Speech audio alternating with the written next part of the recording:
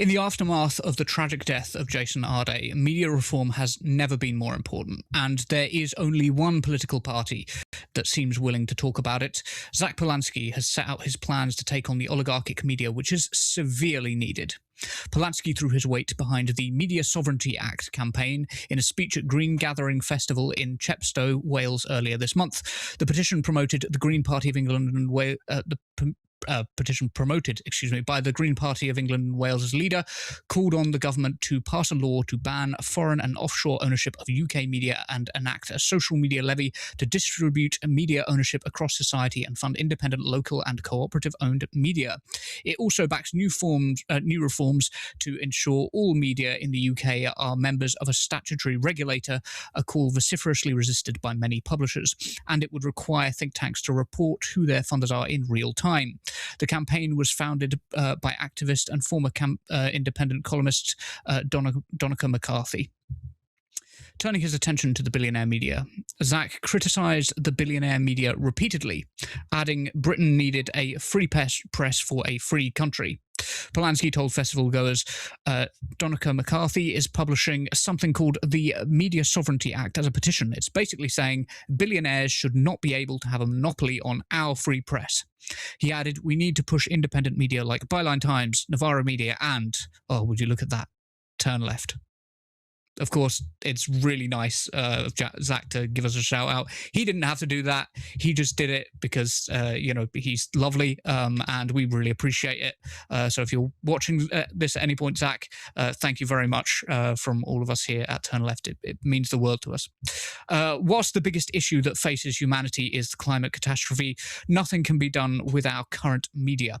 Media reform should be at the top of the agenda for anyone who is serious about changing this country. It's the reason why we exist, because the British media is one of the worst ecosystems in the world, in my opinion, worse than the US, as the last couple of weeks have rightly demonstrated. But of course, this has upset people on the right, believing that the breakup of the monopoly billionaire media is authoritarian. Toby Young said, Zack Polanski has called for the press to be sorted out, i.e. heavily censored in the wake of Jason Arday's death.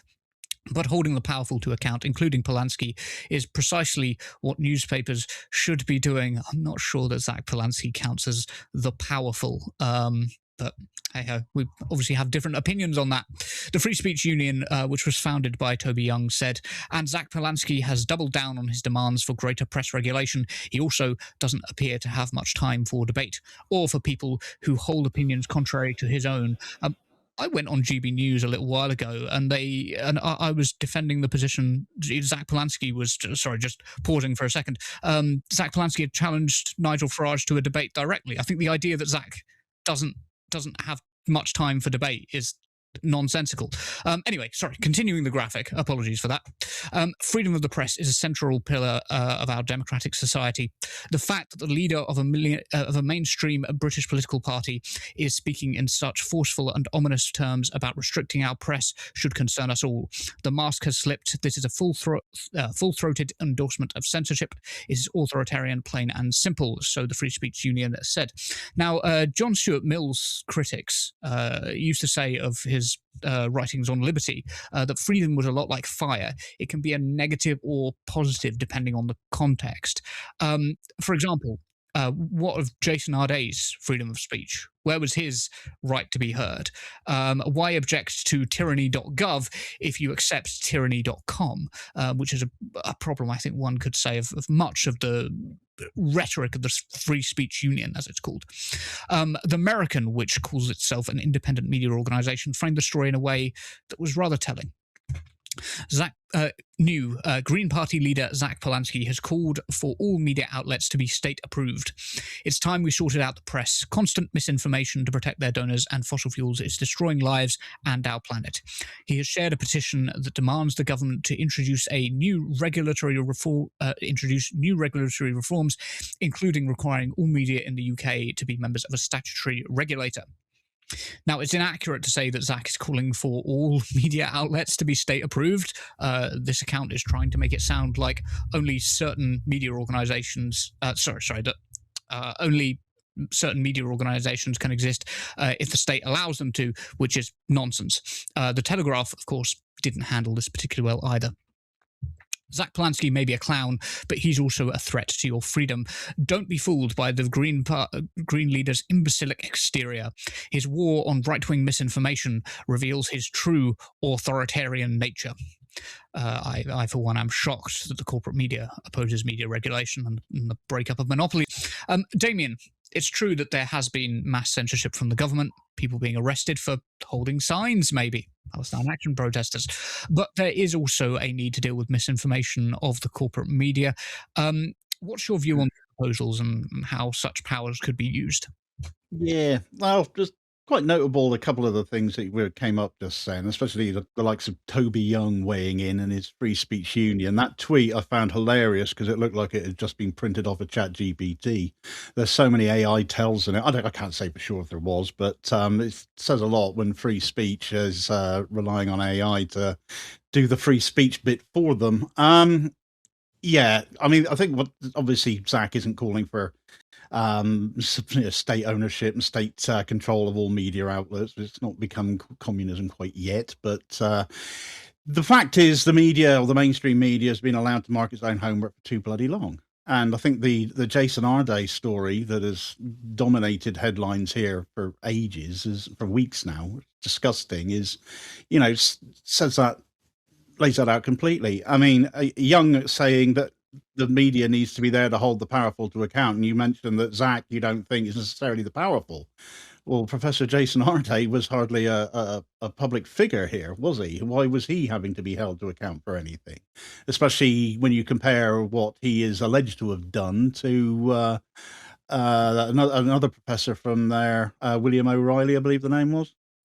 He was actually found guilty of it, but then he was white. So why didn't the Telegraph, which has been so infuriated over Professor Jason Arday, it's produced 43 of the 249 national media articles that have been out over the last 3 weeks about this guy. I mean, for heaven's sake, I mean, how much is there to say about an allegation of plagiarism? I mean, how many articles does it take to say that? Does it really take 249 of them? Is this responsible media that we're experiencing here? Is this the so-called trusted media that we're all supposed to be, doffing our hats to and taking as read and everything they say? Because we've been here before, haven't we? I mean, you look at Hillsborough, you look at Caroline Flack, you look at the phone hacking scandal. How many times has the media now, or the mainstream media, been allowed to get away with marking its own homework? And has just been let off with a slap wrist again. All that's being asked for here is some proper regulation, because right now, most of the, I'll say most of, because it's not quite all, most of the mainstream media outlets out there are all signed up to IPSO, and people say, oh, IPSO's a regulator, and that's wonderful, but IPSO is a self-regulating body. It's by the mainstream media for the mainstream media.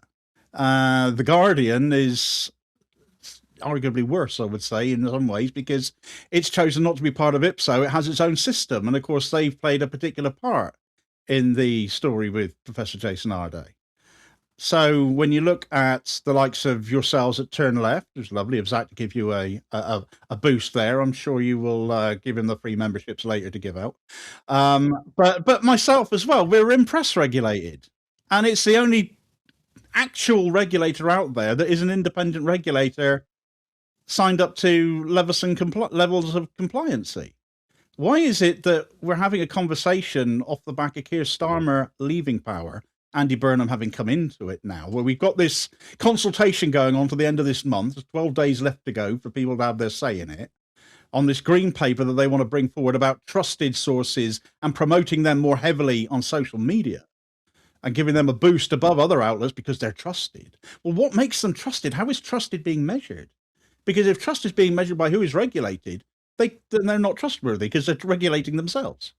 Why should it not be Turn Left going to the top of the YouTube feed instead of, The Guardian or somebody else, or the BBC, for example?